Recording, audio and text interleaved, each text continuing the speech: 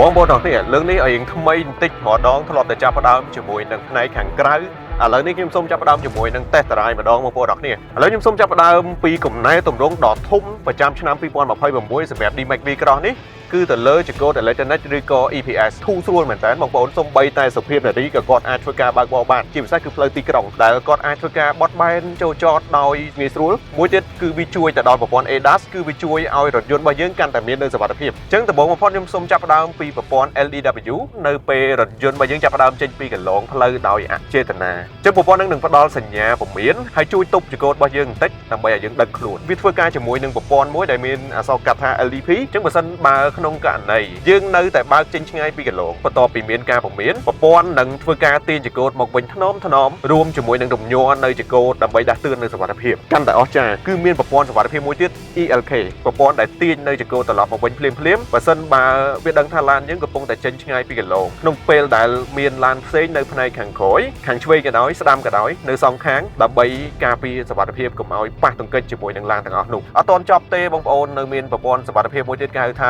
LKAS ដែលជាមុខងារជំនួយរក្សារថយន្តឲ្យនៅចំកណ្ដាលកន្លងផ្លូវជានិច្ចតែម្ដងដោយវាធ្វើការបត់បែនចង្កូតតិចដោយស្វ័យប្រវត្តិផ្ដល់ភាពងាយស្រួលបំផុតសម្រាប់ការបើកបរនៅលើផ្លូវល្បឿនលឿនក៏ដូចជាការបើកបរនៅស្ថានភាពផ្លូវ highway មិនមែនតែនៅលើផ្លូវ highway ទេបងប្អូនអរគ្នាគឺគេគិតគូរទាំងនៅលើផ្លូវកកស្ទះឬក៏ផ្លូវទីក្រុងប្រព័ន្ធ TJA ដែលបានបំពាក់មកគឺជាប្រព័ន្ធជំនួយនៅពេលចរាចរណ៍កកស្ទះដែលរួមបញ្ចូលគ្នាជាមួយនឹងការរក្សាល្បឿនអូតូនិងប្រព័ន្ធរក្សាកន្លងផ្លូវ LKAS វានឹងជួយបញ្ជាទៅលើចង្កូត Frank និង Gear ទៅតាមរថយន្តខាងមុខដោយស្វ័យប្រវត្តិទោះក្នុងល្បឿនយឺតក៏ដោយបងប្អូនបើនិយាយពីម៉ាស៊ីនវិញណាគឺជាប្រភេទម៉ាស៊ីនបន្សុទ្ធ 3.0 លីត្រ Turbo សម្រាប់កម្លាំងគឺ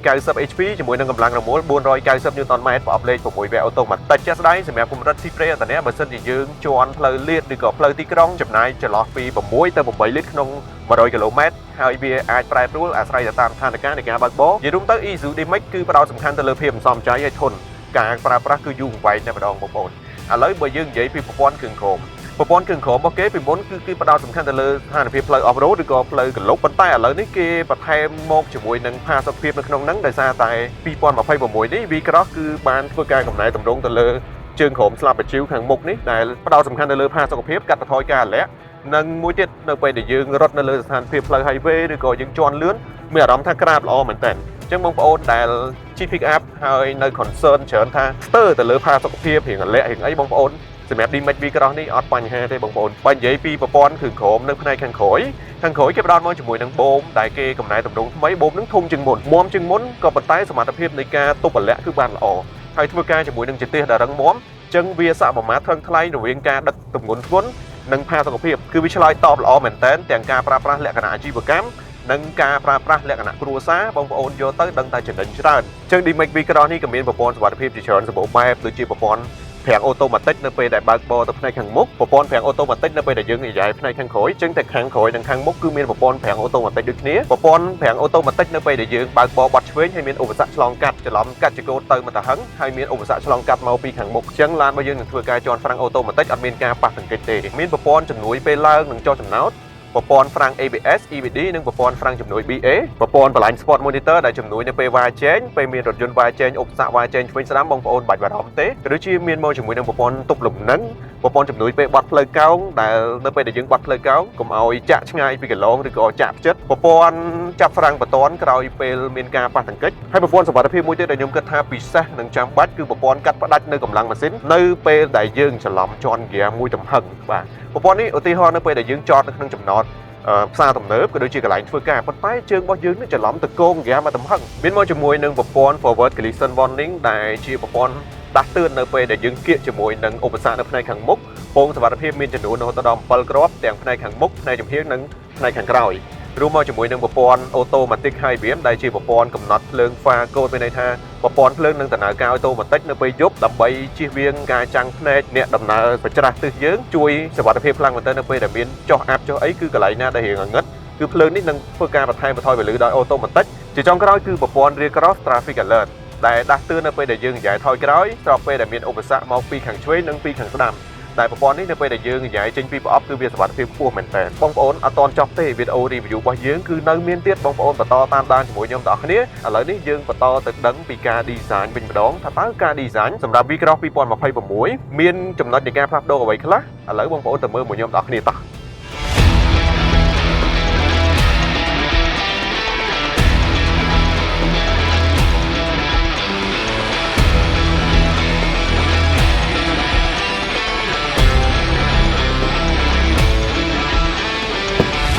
Isuzu D-Max គឺជាបរិយារថយន្ត Pick Up របស់ជប៉ុនមួយដែលមានភាពល្បីល្បាញយូរមកហើយបងប្អូនអរគ្នាជាពិសេស Isuzu មានកំណងកំណើតដំបូងគឺឯកទេសទៅលើម៉ាស៊ីនម៉ាស៊ូតតែម្ដងទង់ប្រហែល100ឆ្នាំហើយបងប្អូនអរគ្នាជាមួយនឹងការ design ទម្រង់ជាបន្លោះខ្យល់ចំនួន3នៅខាងលើនេះដែលមើលទៅកាន់តែស្ពណ៌ជាពិសេសគឺវាទាក់ទាញបន្ថែមទៀតលើសពីចំនួនមុនប៉ុន្តែនេះគឺហៅថា multi layer មាននៅទម្រង់ shape គេហៅថាស្រទាប់វាច្រើនហើយកាន់តែស្ពណ៌ជាមួយនឹងប៉ុណ្ណាខាងមុខនេះបងប្អូនមើលទៅបែបសំណាញ់តែម្ដង Isuzu D-Max នេះផ្ដោតលើភាពប្រណិតក៏ប៉ុន្តែលាយឡំជាមួយនឹងភាពស្ពណ៌ផងដែរកន្លែងតែមើលជាគៀងគឺជាជាគៀងដែលមានមុខងារ LED ជាពិសេសគឺមុខងារស្វ័យប្រវត្តិដែលយើងអាចធ្វើការតម្លើងទម្លាក់ពលឺដោយ automatic daytime running light ក៏ជា LED ដែរបងប្អូនមើលជាក់ស្ដែងគឺមើលទៅឆ្វាតច្បាស់ល្អមែនតើហើយបើយើងមើលទៅលើផ្នែកខាងក្រោម fog light នេះក៏ជាប្រភេទ LED ដែរជាពិសេសគឺខ្ញុំស្រឡាញ់ផ្នែក lip ខាងក្រោមនេះបងប្អូនអរគ្នាគឺមាន lip មកការពារកាងផ្នែកខាងក្រោមមើលទៅក្រៅពីមានភាពស្ពណ៌គឺវាបង្ហាញនូវភាពតាក់ទាញមួយកម្រិតទៀតមានមកជាមួយនឹង parking sensor ដែលសម្រួលធ្វើការជាមួយនឹងប្រព័ន្ធសុវត្ថិភាពខាងលើក៏យើងមានមកជាមួយនឹង radar ដែល radar នេះធ្វើការជាមួយនឹងប្រព័ន្ធ ADAS យើងមើលទៅលើផ្នែកបណ្ណាខាងមុខនេះគឺមានមកជាមួយនឹង logo Isuzu ពណ៌ក្រមេតែម្ដងរថយន្តនេះក៏មានសមត្ថភាពអាចចុះទឹកបានរហូតដល់800 មីលីម៉ែត្របើកបរឆ្លងទឹកបើកបរគ្រប់កលៈទេសៈគឺ the best តែម្ដងចឹងបងប្អូនខាងមុខខ្ញុំមានប៉ុណ្ណឹងអនុញ្ញាតសូមនាំអារម្មណ៍បងប្អូនបន្តចូលទៅកាន់ផ្នែកជំហានដើម្បីមើលអំពីចំណុចពិសេសនៃការផ្លាស់ប្ដូរជាមួយខ្ញុំទៅលើ Isuzu D-Max 2026ទាំងអស់គ្នាបងប្អូនឥឡូវយើងចូលមកកាន់ផ្នែកចំហៀងណាចំណុចផ្លាស់ប្ដូរទី2បាទនៅផ្នែកចំហៀងគឺទៅលើយ៉ានកង់អាលុយមីញ៉ូម18អ៊ីនជាប្រភេទថាសបែប Sport Design ជាមួយនឹងទម្រង់បែបថ្មីពណ៌ប្រផេះកម្ៅអញ្ចឹងបងប្អូនអរគ្នាយើងបន្តទៅកាន់ត្រឡោកកញ្ចក់បាទត្រឡោកកញ្ចក់គឺដូចជំនាន់មុនដែរជាមួយនឹងត្រឡោកកញ្ចក់ពណ៌ប្រផេះសញ្ញោ LED បាទត្រឡោកកញ្ចក់នេះគឺមានមុខងារក្តោបដោយស្វ័យប្រវត្តិហើយកាន់តែពិសេសមើលទៅលើមុខងារបល្លាញ Sport Monitor ដែលជំនួយពេលវ៉ាជែងឆ្វេងស្ដាំជាមួយនឹងឈ្នាន់ជាន់ផ្នែកចំហៀងក៏ជាចំណុចពិសេសនៃការផ្លាស់ប្ដូរដែរគឺទម្រង់របស់វាខុសគ្នាបន្តិចស៊េរីថ្មីនេះជាមួយនឹងជ័របែបគ្រើមធ្វើមកឲ្យស៊ីជាមួយនឹងកែមកង់ដែលវាជួយការពារការខ្ទាតថ្មខ្ទាតគ្រួសក៏ដូចជាខ្ទាតភក់ជាដើមចឹងបងប្អូនមិនបាច់បារម្ភទេកន្លែងនេះមានមកជាមួយនឹងអក្សរ V cross ផងដែរដែលជា model full option ឬក៏ model គេហៅថា top option តែម្ដងសម្រាប់ Isuzu D-Max ចឹងបងប្អូនអរគ្នាសូមនាំអារម្មណ៍បងប្អូនបន្តចូលទៅកាន់ផ្នែកខាងក្រោយបងប្អូនទៅមើលមួយខ្ញុំដល់គ្នាបន្តទៀតតោះចូលមកកាន់ខាងក្រោយនេះបងប្អូនចំណុចដែលផ្លាស់ប្ដូរធំធេងបំផុតគឺទៅលើ stop នេះគឺពណ៌សតែម្ដងហើយនៅពេលដែលយើងបើកភ្លើងទៅចេញពណ៌ក្រហមហើយនឹងជាន់ហ្វ្រាំងចេញពណ៌ក្រហមនិយាយរួមទៅបើសិនជាយើងមិនបើកភ្លើងមិនជាន់ហ្វ្រាំង stop នេះគឺសស្គូសហ្មងគឺក្រហមតែកន្លែងខាងក្រោមនេះឯងបងប្អូនអរគ្នាអញ្ចឹងជាចំណុចមួយដែលបងប្អូនអាចសម្គាល់បានរវាង D-Max ជំនាន់មុននិង D-Max ជំនាន់ក្រោយស៊េរីឆ្នាំ2026ពាក់ព័ន្ធជាមួយនឹងខាងនេះគឺដូចគ្នាបាទជាមួយនឹងតែ 3.0 TD Turbo Diesel LSE ជាមួយនឹង Isuzu D-Max ហើយ the light សម្រាប់ទ្រុងក្រោយរបស់វាវិញបាទទ្រុងក្រោយនេះគឺអាចដឹកទម្ងន់បានរហូតដល់ខ្ទង់ប្រហែល1តោនអញ្ចឹងទ្រុងក្រោយរបស់វាប៉ុនជាមួយនឹងដៃគូប្រកួតប្រជែងឥឡូវយើងចូលទៅមើលខាងក្រោមមានមកជាមួយនឹង parking sensor ដែលសម្រួលធ្វើការជាមួយនឹងប្រព័ន្ធសុវត្ថិភាពជាក់ស្ដែងរថយន្តនេះក៏មានមកជាមួយនឹងកាមេរ៉ាមួយគ្រាប់សម្រាប់បង្ហាញនៅកំហុសរូបភាពកាមេរ៉ាអាយ៉ៃថយក្រោយដែលមាននៅ guideline ផងដែរងាយស្រួលនៅក្នុងការចូលចតខ្លាំងមែនតើចឹងបងប្អូនអរគ្នាផ្នែកខាងក្រោយនេះគឺខ្ញុំមានប៉ុណ្ណឹងដើម្បីបង្ហាញជូនទៅកាន់បងប្អូនឥឡូវយើងទៅស្វែងយល់អំពីចំណុចដែលធ្វើការកែប្រែអភិវឌ្ឍសម្រាប់2026 Isuzu D-Max V-Cross នៅផ្នែកខាងក្នុងជាមួយខ្ញុំទាំងអស់គ្នាតោះបងប្អូនស្វាគមន៍មកកាន់ផ្នែកខាងក្នុងរបស់ D-Max 2026ប្រភេទ V-Cross អញ្ចឹងសម្រាប់ចំណុចនៃការផ្លាស់ប្ដូរធំបំផុតគឺទៅលើពូកស្បែកក៏ដូចជាពណ៌ decor តែម្ដងជាមួយនឹងពណ៌បែបប្រផេះបងប្អូនអរគ្នាប្រផេះនេះគឺប្រផេះបែបរៀងភ្លឺមើលទៅ premium ជាពិសេសនៅកន្លែងជាងទ្វារគេឡាយមកជាមួយនឹងពណ៌បែបរៀងសាច់អញ្ចឹងបងប្អូនកាន់តែប្រណិតជាមួយនឹង Formica ដែរ Formica ក៏ពណ៌ស្តៀងជាមួយនឹងជាងទ្វារផងដែរគេធ្វើមកឲ្យស៊ីគ្នាតែម្ដងគ្រប់លេខមកជាមួយនឹងធ្នេរនៅលើតាប្លូដូចទៅនឹងរថយន្តប្រណិតផ្សេងដែលមានតម្លៃថ្លៃអញ្ចឹងចឹងសម្រាប់ Plan Pick Up ក៏យើងទទួលបាននៅភាពប្រណិតនេះដែរជាពិសេសគឺខ្ញុំពេញចិត្តខ្លាំងជាងគេគឺទៅលើកៅអីមានមុខងារ Cool Max ឬក៏មានមុខងារ ISOFIX ផងដែរគាត់មានអារម្មណ៍ថាចុកខ្នងទេដោយសារទី1ទុនទី2គឺធំ ទី3គឺវាកាត់បន្ថយនៅកម្ដៅក្អីខាងមុខនេះខាងតកង់គឺអាចសេរីបានដោយអូតូម៉ាទិកកន្លែងទៅមើលអេក្រង់គឺជាប្រភេទអេក្រង់ touch screen ដែលជាប្រភេទអេក្រង់ប្រព័ន្ធកំសាន្តមានទំហំ9អ៊ីនមានមុខងារភ្ជាប់ Apple CarPlay និង Android Auto ផងដែរជាពិសេសគឺវាមានមុខងារបង្ហាញនៅកាមេរ៉ារយៈថយក្រោយបាទហើយមានមកជាមួយនឹង guideline បត់បែនទៅតាមការកាច់ចង្កូតរបស់យើងអេក្រង់នេះក៏អាចឲ្យយើងធ្វើការដំណើរការប្រព័ន្ធសុវត្ថិភាពផ្សេងៗដែរឧទាហរណ៍ដូចជាមុខងារ ADAS យើងអាចធ្វើការ select បិទបើកបាននៅលើអេក្រង់នេះ angle នេះនៅពេលដែលយើងថាយើងឃើញមានមកជាមួយនឹងថ្លឹងមុំចង្កូតឲ្យយើងឃើញនៅក្នុងនឹងផងដែរនេះគឺជាមុខងារដែលល្អបំផុតសម្រាប់ការបើកបរជាលក្ខណៈ off road បាទបងប្អូនអ្នកគ្នាគឺមុខងារច្រើនសម្បូរបែបឥឡូវយើងចូលទៅកាន់អេក្រង់ផ្ដល់ព័ត៌មានបាទជាប្រភេទ LCD មើលទៅច្បាស់ល្អបង្ហាញ information ច្រើនមែនទែនពាក់ព័ន្ធជាមួយនឹងល្បឿន